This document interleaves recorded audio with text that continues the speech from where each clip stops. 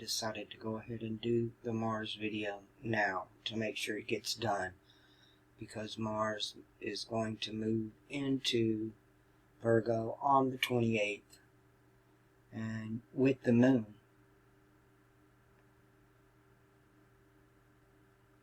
Going to be conjunct the moon at 11:38 in 2 days, which will be Monday. It's going to be a manic Monday, a manic mayhem Monday. And there is a lot going on here, because you got a lot on the mutable cross. You have the moon conjunct Mars.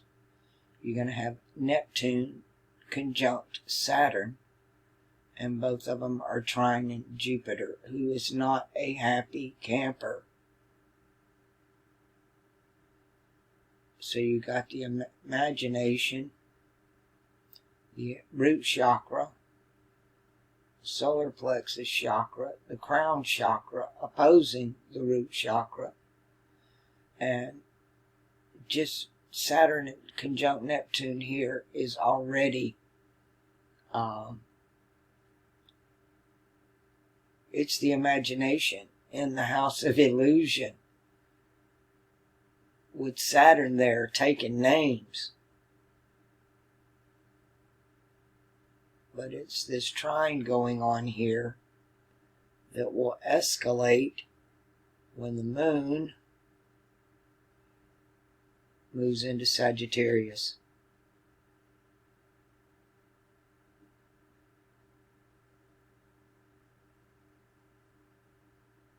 On the 5th.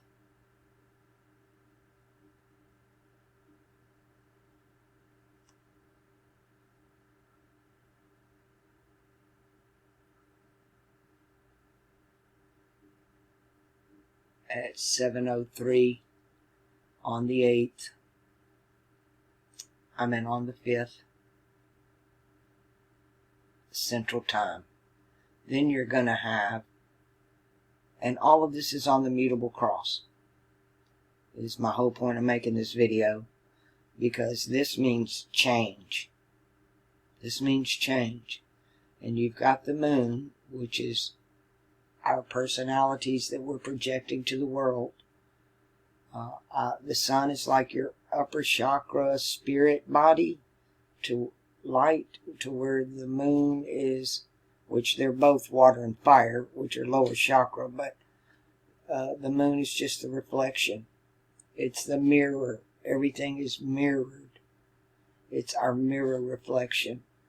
And so we had two conjunctions that's going to slam right into the moon opposing Jupiter in Jupiter's own house, and Saturn conjunct Neptune opposing Mars, all on the mutable cross. So, and that's change across the board. Can't stress that one enough. Emotions really, it's almost now I understand why that foreboding overcame me. And it did. I had not felt that emotion since I was a little girl.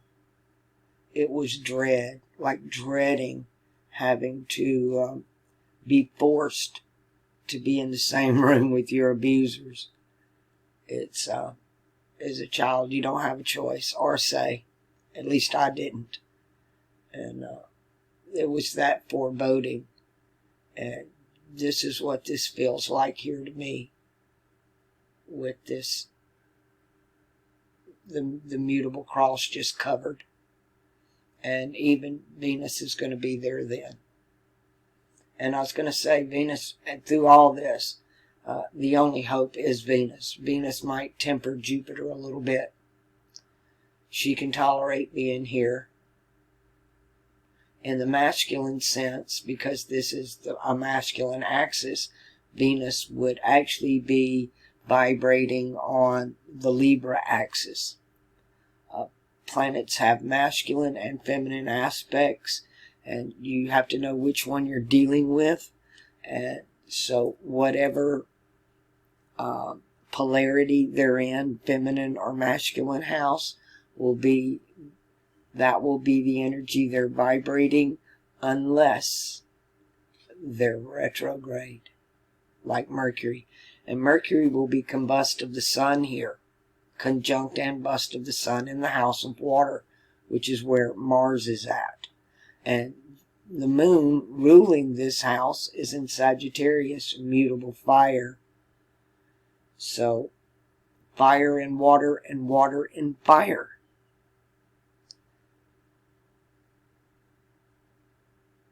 It's just crazy, really. But this is what got me out of the foreboding.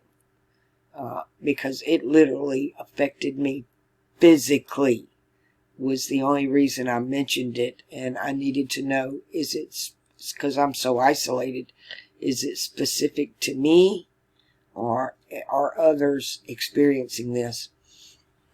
But I had to go into my heart, and I just started doing the gratitude thing. I just started walking around and focusing on things that I was grateful for. But then about halfway through the day, it really wasn't helping a whole lot. I wasn't focusing on the foreboding, but it was so physical, it was hard to ignore it. And so I switched up, and I started being grateful for the hard things, for the lessons you learn going through struggles and difficulties. And that seemed to get me through it, or get me over it. I was able to overcome it at that point. That we have to not only be grateful for the good things in our life, but also the bad, that we survived. Even if the only thing we're grateful for is that we did survive it. It's trying to look, I guess what I'm saying is trying to look at the good side of all things. So when this goes down over here with Mars, that's where you need to go. Venus in Gemini, that's where you need to go, which is the first heaven, right? Now, Mars doesn't really, I think we can get through this with Mars, but Mars, to me, what worries me about Mars, let me just get it on over here. This is going to be a few months.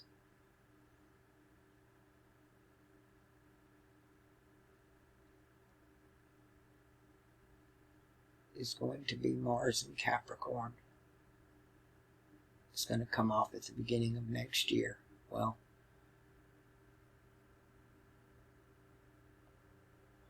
uh, 21st, 22nd of January. This is when, wow, and look at what all's going on. We've got the sun.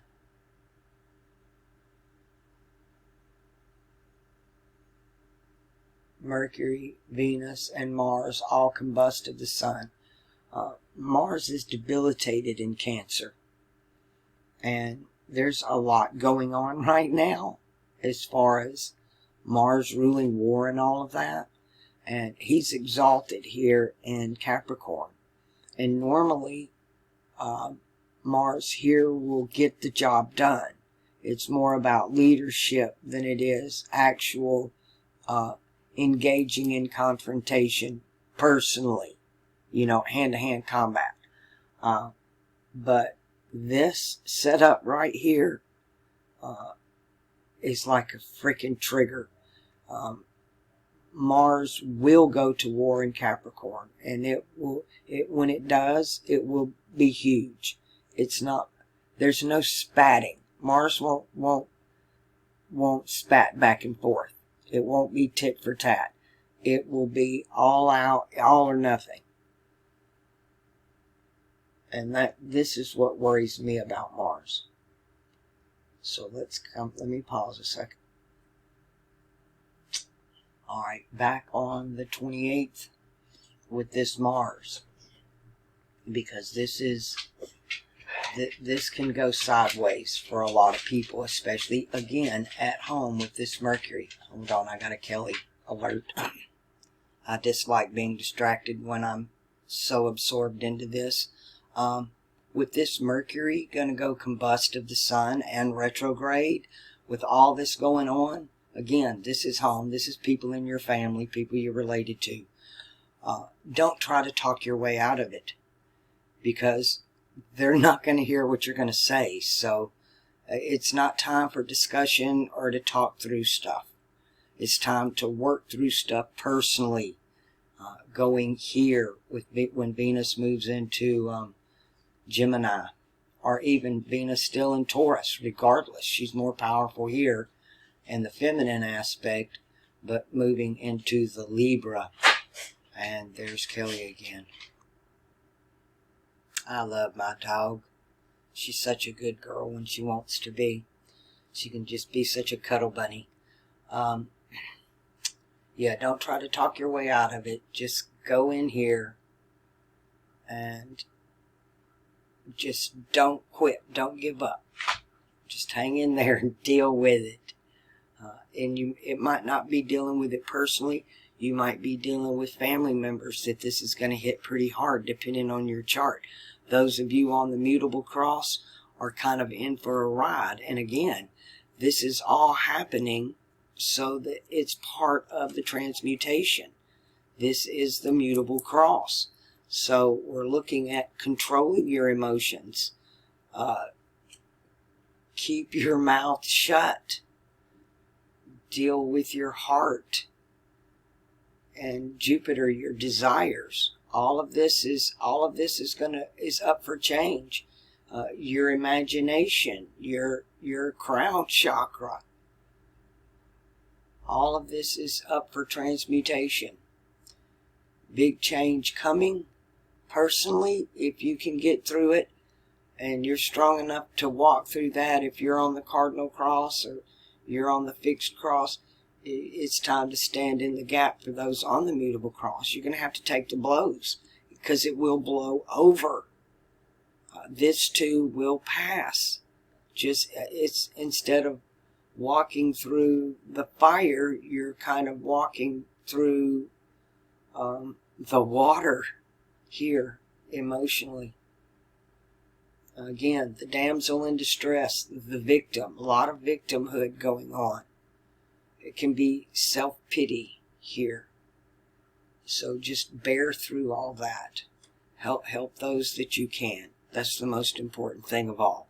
It's just being here for each other, really. What else is there? I don't see very much here of value anymore. It's all been co-opted and distorted. And so really all we've got is each other, people. And stay in your hearts and be strong for yourself and for those that you love. All right. You know what to do. Just be kind to one another. Just love one another. That's the great commandment. If you've done that, then you've fulfilled the law. That is the law. All right. If my videos have helped you, please help me keep them coming to you. And beware the Mars mutable mayhem.